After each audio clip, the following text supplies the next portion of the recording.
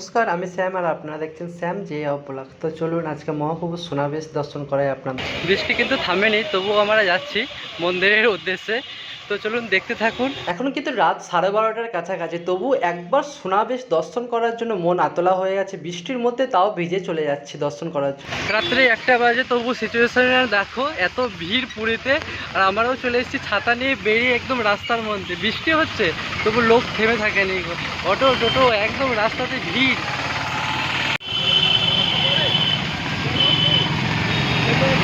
মানুষের মনের মধ্যে শুধু একটাই উল্লাস, এই জগন্নাথ দেবকে আজকে সোনাবেশে একবার দর্শন করার।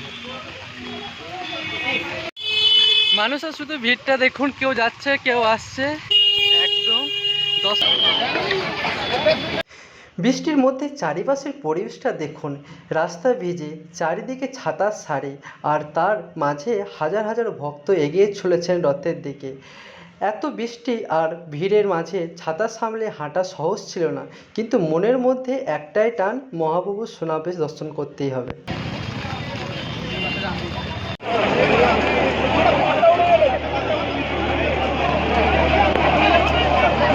অবশেষে সেই ভিড় ঠেলে পৌঁছে গেলাম 3টি রথের সামনে।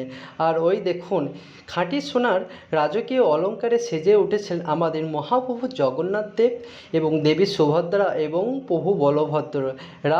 আজকে এই রাজরাজেশ্বর রূপ দেখে চোখ ফেরানো সত্যিই অসম্ভব। এত কষ্টের পরেও এই অলৌকিক দর্শন পেয়ে মনটা একদম ভরে গেল।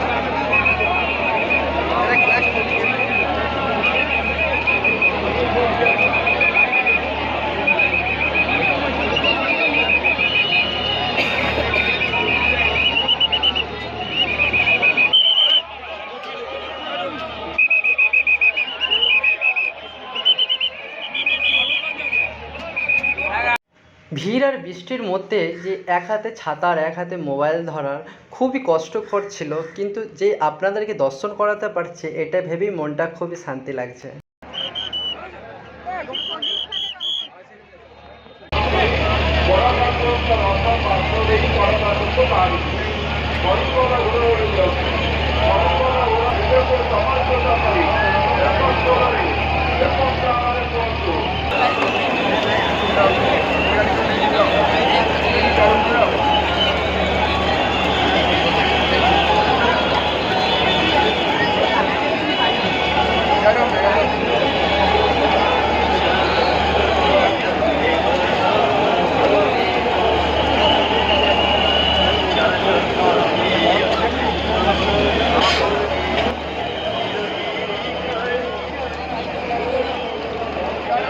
আহা, কি অলৌকিক সেই রূপ! খাঁটি সোনার তৈরি বিশাল শ্রীহস্ত, শ্রীচরণ এবং সোনার মুকুট এবং রত্নজড়িত অলঙ্কারে সেজে উঠেছেন আমাদের মহাপ্রভু। কথিত আছে প্রায় 200 কেজিরও বেশি ওজনের সোনার অলঙ্কারে আজ সেজে ওঠেন 3 ভাই বোনে। রথের ওপরে মহাপ্রভুর এই স্বর্ণ অলঙ্কার সজ্জিত রূপ চোখের সামনে দেখে জীবনের এক পরম সৌভাগ্য।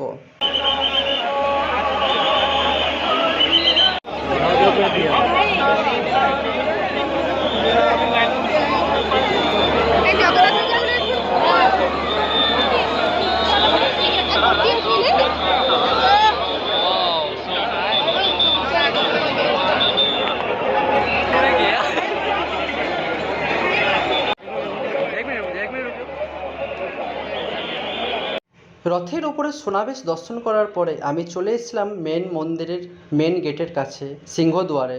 আর এখানে মহাপ্রভুর কল্পতরু রূপকে দর্শন করে আমি প্রণাম জানিয়ে একটা কথা শুধু বলতে চাই, অনেক মানুষ আছে বা অনেক ধর্মের মানুষ আছে যারা মহাপ্রভুর এই শ্রীমন্দিরে প্রবেশ করতে পারেন না। তাদের জন্যই এই কল্পতরু মূর্তি এখানে রাখা হয়েছে। তাদের মনের মধ্যে যত ভালোবাসা থাকে এখান থেকেই তারা তার ভগবানের কাছে পৌঁছে দেন এবং দর্শনের সৌভাগ্য লাভ করেন।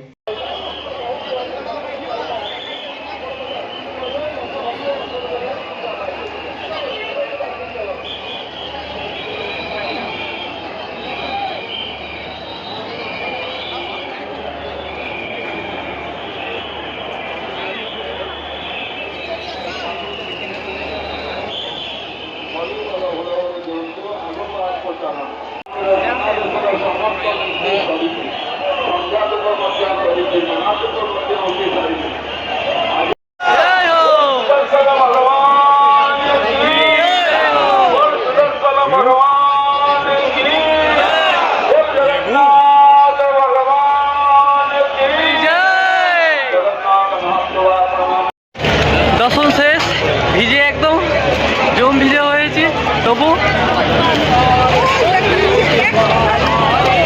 দর্শন করাতে পেরেছি আপনাদেরকে, এটাই খুব একদম ভালো লাগছে এতটা কষ্ট করার পরেও। ঠিক আছে চলুন এবার। काम ही नहीं करते तुम्हारा ऐसे आ रहा है ना, मेरा पूरा ऐसे नहीं है, पूरा मेरा क्लियर है।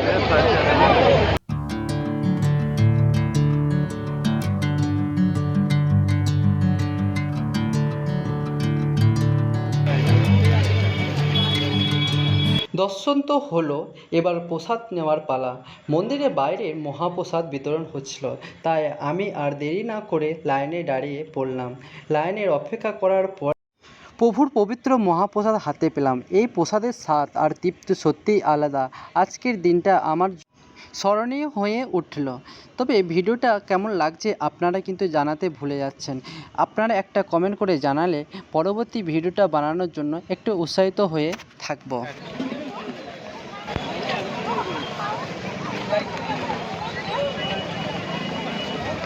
এবার রুমে যাচ্ছি ফিরে। ভিডিওটা ভালো লাগলে একটা লাইক, কমেন্ট আর চ্যানেলটা সাবস্ক্রাইব করে দেবে। তো দেখা হবে পরের একটা নেক্সট ব্লগে। ততক্ষণ সকলে ভালো থাকবেন, সুস্থ থাকবেন।